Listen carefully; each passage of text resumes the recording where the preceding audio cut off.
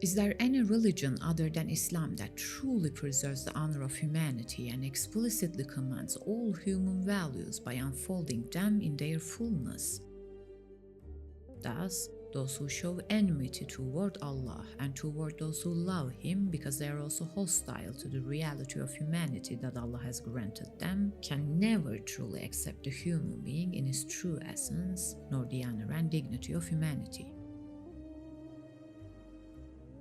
Turning toward the feelings of their carnal self and Satan through the most superstitious ideas and baseless theories, they betray even their own humanity and set themselves in enmity against Allah. And due to this enmity toward Allah, they also show a strong hostility toward the acts of worship that draw the human being closer to Him subhanahu wa ta'ala. For example, they oppose the ritual sacrifice with vile slanders and despicable pretexts and portray this act of worship as barbarity. Yet while countless animals are slaughtered every day across the earth, while millions of turkeys are slaughtered during New Year celebrations, and while many creatures such as crabs, grasshoppers, and insects are cooked alive, these despicable people remain silent. But when it comes to the sacrificial animals slaughtered in the name of Allah and distributed to the poor, they immediately begin to cry barbarity. Not only do they share nothing of their own with the poor, they also oppose what is shared with them. And then they speak of humanity. Nothing but cold lies and outright deceit. In its true essence, the sacrifice is an expression of submission to Allah, of returning to Him what already belongs to Him. It is to offer up the transient to the everlasting, to sacrifice the fleeting for the eternal. The sacrifice also represents the possessions of this world, signifying that all beings, foremost the human being himself, and thus all that is owned, are surrendered to their true owner Allah, Al-Malikul Mulk, the owner of all dominion, and that everything is offered up to Him through that sacrifice. Can what belongs to Allah be withheld from Him? Indeed, what would you say to someone who withholds your own property from you? In addition to this, the sacrifice signifies the severing and casting away together with the slaughtered animal of a person's attachments and feelings toward this world and all the existence that is transient, beginning with his own self, to which he is inwardly, almost worshipfully bound.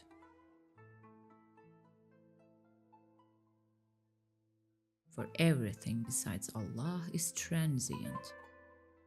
As for transient existence, it must be offered up to Allah with tremendous devotion. Thus, through that slaughtered sacrifice, everything other than Allah is, in reality, stripped of any claim to divinity and cut off from being worshipped. Just as a shadow turns away from other shadows like itself and returns to its source, so too the human being, together with the sacrifice he slaughters, turns his face away from all transient shadows, beginning with himself, toward the essence of Allah. By surrendering all possessions to their owner, he severs in his heart the attachments which hold no worth in the sight of Allah. He entrusts them to Allah, the owner of those ties as of all things, and purifies his heart from worshipping them.